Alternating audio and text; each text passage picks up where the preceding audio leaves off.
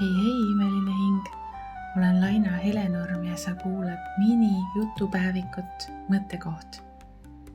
Olles üle 20 aasta valgustumise teekonnal, jagan teiega mõtteid. Miks just miniversioon? Sest meile polegi rohkem vaja. Nii lihtne see ongi. On vaja võtta üks teema ja sellesse iseseisvalt süveneda. Meie aju mitmeid teemasid korraga nii ehk naa sügavalt läbi ei võta, mistõttu see 5 minutit annab palju võimsama tulemuse kui 10 pikka podcasti.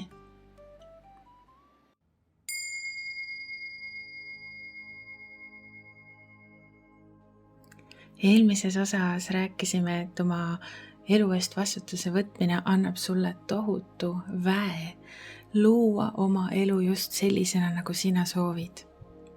See vägi on sinu sees olemas, minu sees olemas, see on meie kõigi sees olemas, aga vahel me ei saa lihtsalt ühendust sellega. Ja seda sellepärast, et meis on aktiveerinud mõttemustrid traumadest või põlvest põlve kaasa antud, võib-olla lapsepõlvest, mingid mõttemustrid. Ja paljudel on sees mõttemuster, mis pole reaalsusega mitte kuidagi seotud. See toodab hirmu, see mõttemuster, põhimõtteliselt, laias laastus. Ja selle hirmuga kaasnevad siis sellised mõttemustrid nagu ma pole väärt, ma ei oska, ma ei suuda ja need on meie hästi sügaval sees, et me pruugi isegi teadvustada neid, aga need on olemas. Aga hirmu vastand on armastus. Ja enese armastuse puudumine on üks suurimaid põhjusi, miks me ei saa ühendust oma enda väega. Ja enese armastus vajab tööd iseendaga, see on pikk teekond, aga sa saad alustada juba täna. Ja enese armastus hakkab enese eest hoolitsemisega. Mitte keegi teine ei pea meie eest hoolitsema. Nad võivad seda teha ja see on imeline ja tore, kui seda tehakse, aga nad ei pea. Mitte keegi ei ole kohustatud sinu eest hoolitsema. Ainuke, kes enda eest hoolitsema peab, oled sina ise. Ja ma tean, et osadele on see nii võõras kontseptsioon, sest eestlastel on ikka ju mõttemuster kollektiivselt väga sügavalt sees, et mis mina on ju. Et annaks aga teistele, aga ennast jätta tahaplaanile.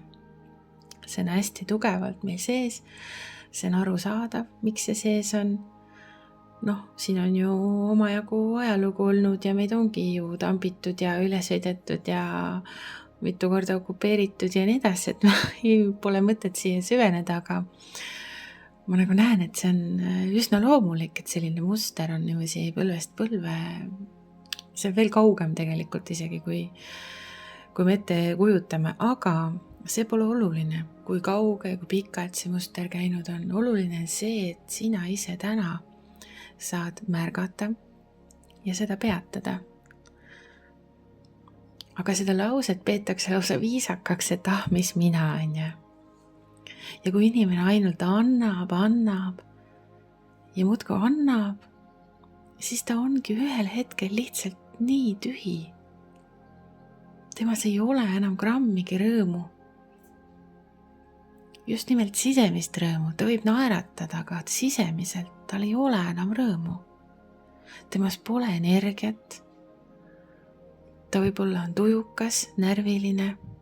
See ei ole selleks, et nagu sildistada ja kedagi maha teha, aga see on lihtsalt tagajärg sellele, kui me oleme lihtsalt nii pikalt ise ennast tahaplaanile jätnud, kui meie tass on lihtsalt nii tühi.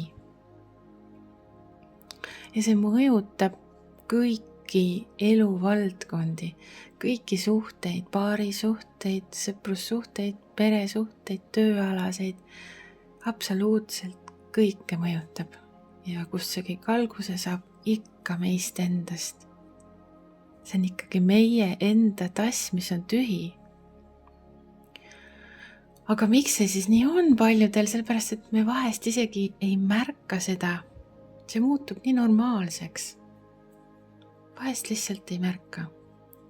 Või on kuidagi kulmineerunud niimoodi elu, et tõesti ei märgata. Ja see, kelle tass väga tühi on, kellel on väga pikka aega tühi olnud, ta ei pruugi sellest aru saada, sest see tõesti on muutunud normaalseks tema jaoks.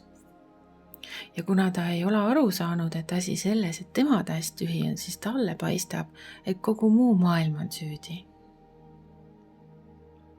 Et kõik temaga justkui juhtub asju, on ju. Et kogu muu maailm on väga kole. See on tema vaatenurk. Tihtipeale selle inimese sees on palju negatiivsust, aga seda sellepärast, et ta ise kogebki palju negatiivsust, ta peegeldab ise enda sisemaailma. Aga see ei ole selleks, et kedagi maha teha. See on lihtsalt selleks, et me mõistaks. Me võiksimegi olla ise ka hoolivamad. See ei tähenda, et me peaks nüüd kuidagi halvasti suhtuma, ei. Aga siit tuleb jälle see vastutuse võtmise koht. Enese armastamine. Ja esimene samm ongi enese eest hoolitsemine. Et sea ise ennast prioriteediks, see on esimene samm. Ei ütle nii, et mis mina. See algabki kõik sellistest väga väikestest asjadest.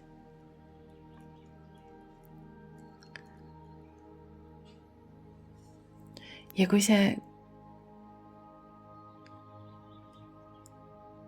kontseptsioon on võõras,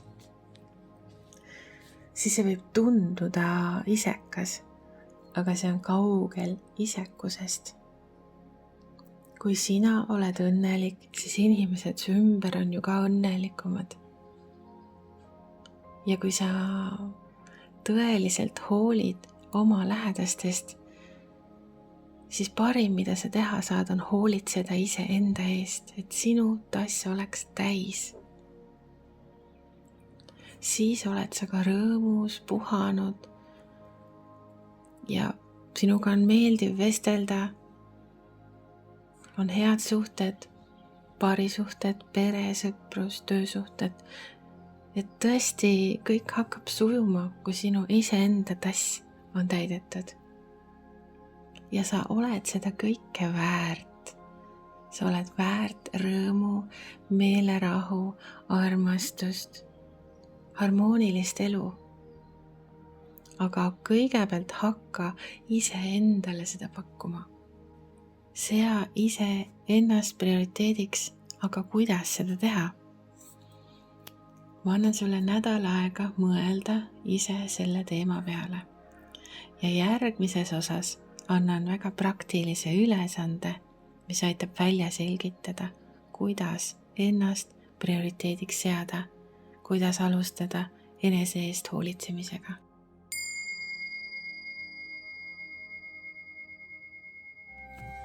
Sa kuulasid mini-jutupäevikut Mõttekoht. See pole juhus, et sa seda videot näed. See oli sõnum sulle. Võta sellest maksimum. Järgmine osa juba järgmisel pühapäeval.